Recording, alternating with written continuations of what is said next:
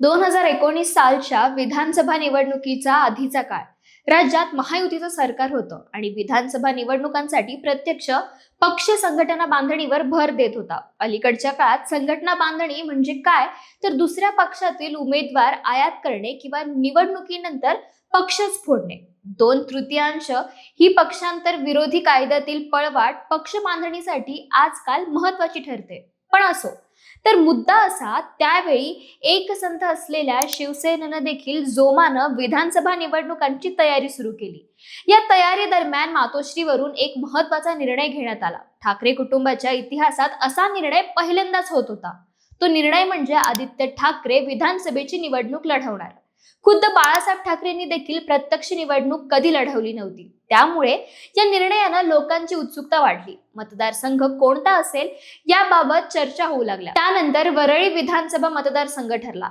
पण ठाकरेसाठी निवडणूक सेफ करायची तर विजयाचे आकडे जुळवावे लागणार होते. त्यामुळे पक्षवाढीच्या नव्या फॉर्म्युलानुसार त्याच वेळी वरळीचे माजी आमदार असलेल्या सचिन अहिर यांचा पक्षप्रवेश शिवसेनेत झाला. सचिन अहिर आणि राष्ट्रवादी असं पक्क समीकरण तोपर्यंत होतं. इतकं पक्क की सचिन अहिर हे तोपर्यंत शरद पवारांच्या खास मर्जीतील नेते.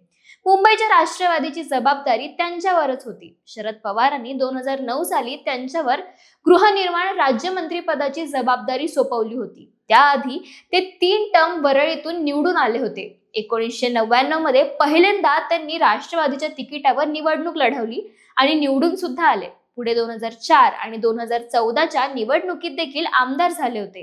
2014 साली मात्र त्यांना शिवसेनेच्या सुनील शिंदे यांच्याकडून पराभवाचा सामना करावा लागला होता. जेव्हा आदित्य ठाकरेंनी निवडणूक लढवण्याचा निर्णय घेतला आणि वरळी मतदारसंघ फिक्स केला, तिथे सचिन अहिर यांना डावलून चालणार नव्हतं. त्यामुळे अहिर शिवसेनेत आले आणि शरद पवारांसाठी हा मोठा धक्का मानला गेला. आज उद्धव आणि आदित्य ठाकरेसाठी देखील असाच धक्का मानला जातोय. त्याचं कारण म्हणजे सचिन अहिर यांनी एकनाथ शिंदेच्या नेतृत्वात विधान परिषदेच्या उपसभापती पदासाठी शिवसेनेकडून अर्ज दाखल केलाय. यावेळेस मुख्यमंत्री देवेंद्र फडणवीस आणि उपमुख्यमंत्री सुनेत्रा पवार देखील उपस्थित होत्या. शिवसेना उद्धव बाळासाहेब ठाकरे पक्षाच्या 6 खासदारांनी नुकताच शिवसेनेत प्रवेश केला.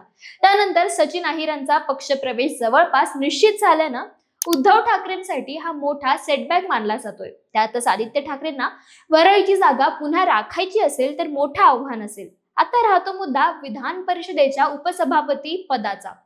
सभापती पदांच्या अनुपस्थितीत कारभार पाहण्यासाठी या पदाची निर्मिती करण्यात आली आहे. सभापतींच्या अनुपस्थितीत त्यांचे सर्व अधिकार उपसभापतींना असतात. पण एवढ्या पदासाठी सचिन अहिर पक्षांतर करतील असं नाही.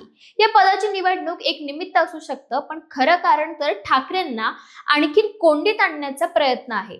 सध्या विधान परिषदेत उद्धव ठाकरेंच्या पक्षाचे सचिन अहिरांसहित एकूण 6 आमदार आहेत.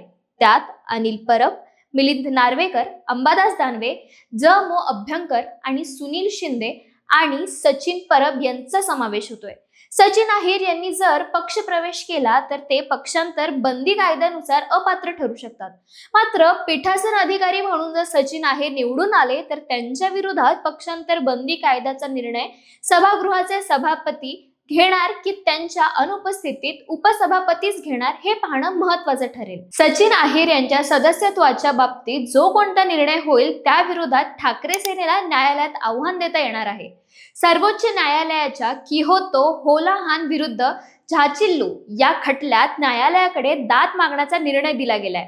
पण आधीच्याच पक्षफुटीचा निर्णय अद्याप लागलेला नसताना अहिरांच्या बाबतीतला निर्णय कधी लागेल हे सांगता येणार नाहीये.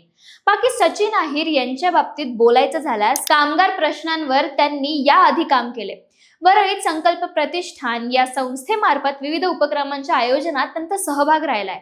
या कामांच्या माध्यमातून त्यांनी वरळी भागात मोठा जनसंपर्क तयार केलाय. 2022 साली त्यांना विधान परिषदेवर शिवसेनेकडून संधी मिळाली. शिवसेनेचे उपनेते पदावर त्यांची नियुक्ती केली गेली आणि आदित्य ठाकरेंच्या निकटवर्तीयांपैकी एक अशी त्यांची ओळख निर्माण झाली होती. पुणे जिल्ह्याच्या संपर्क प्रमुख पदाची जबाबदारी त्यांच्यावर सोपवण्यात आली होती.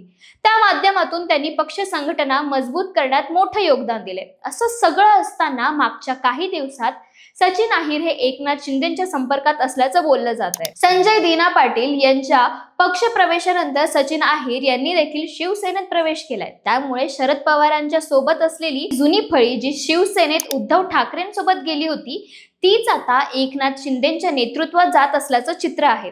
अलीकडच्याच काळात एखादा नेता दुसऱ्या पक्षात प्रवेश करणार त्याचे काय संकेत असतात हे जवळपास ठरलेलं आहे. सोशल मीडियावरील अधिकृत अकाउंटवर कमेंट्सचा ऑप्शन ऑफ करणं, पोस्टमधून पक्षाचं चिन्ह गायब करणं हे संकेत असतात. तसाच काहीसा प्रकार अहिर यांच्यासोबत दिसून येतो. फेसबुकवरील अधिकृत अकाउंटवरून त्यांनी कमेंट्सचं ऑप्शन काही दिवसांपूर्वीच ऑफ करून ठेवलंय आणि आता उपसभापतीचा अर्ज भरण्याच्या निमित्तानं शिंदेच्या सेनेत प्रवेश करणार हे निश्चित झालंय. ठाकरेंना आता वरळी विधानसभा मतदारसंघात त्यांचं आव्हान असू शकतं. मात्र ठाकरेंकडे अजूनही वरळीचे माजी आमदार सुनील शिंदे आहेत. त्यांचाही मतदारसंघावर प्रभाव आहे.